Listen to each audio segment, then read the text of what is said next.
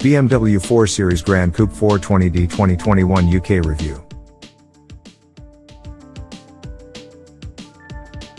But before we start, please support us by pressing the like and subscribe buttons, so that we can continue to provide information about car and motorcycle news.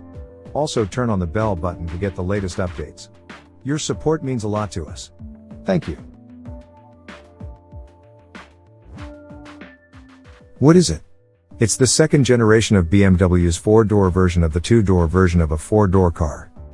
The 4 Series Gran Coupé might have seemed like a strange concept when it first came out, and the jury is still out on whether it merits the term coupé, but fact is that enough people were seduced by the original's combination of coupé looks and near-estate practicality. As there's a new 3 Series and a new 4 Series, it was only natural that there would be a new 4 Series Gran Coupé.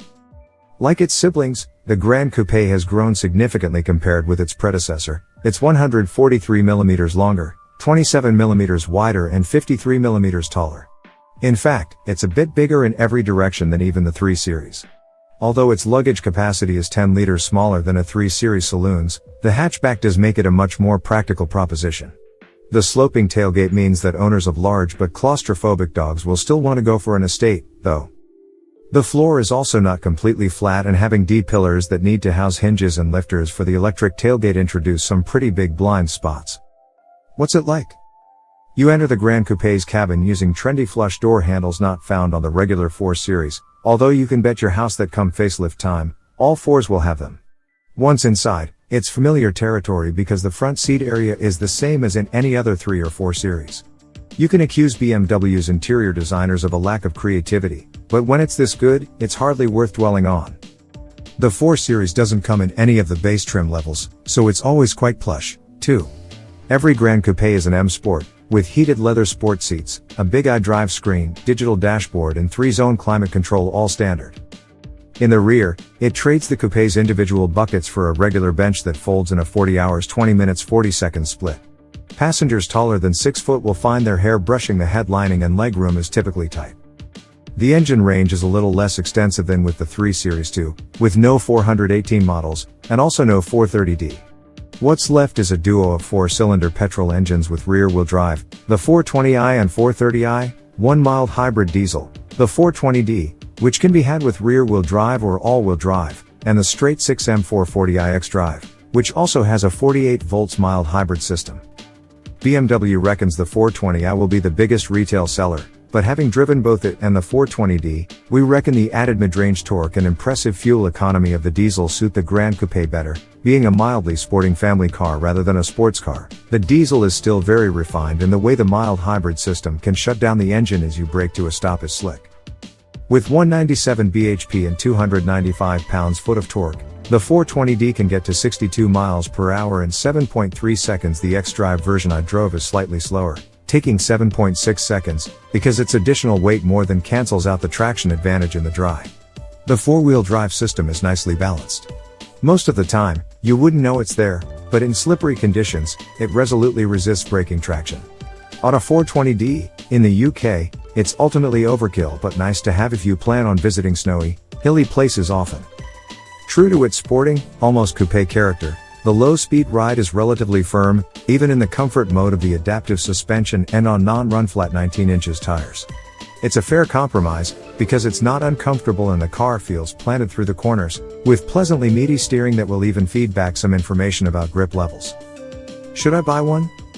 A 4 Series Gran Coupé is about £1,000 more expensive than a two-door coupé, which itself is more expensive than both the 3 Series Saloon and Touring. On list price, then, it's hard to make a rational case for the Gran Coupé. But that was also the case with the previous generation, and it didn't stop it from outselling the two-door. It's a similar story with the Audi A5 Coupé and Sportback. Clearly, the Germans have found a way to make the humble 5-door hatchback sexy, the attraction of swoopy styling with some added practicality proving hard to resist. It certainly helps that the rest of the car is the same impressive package we know and love from the 3 Series.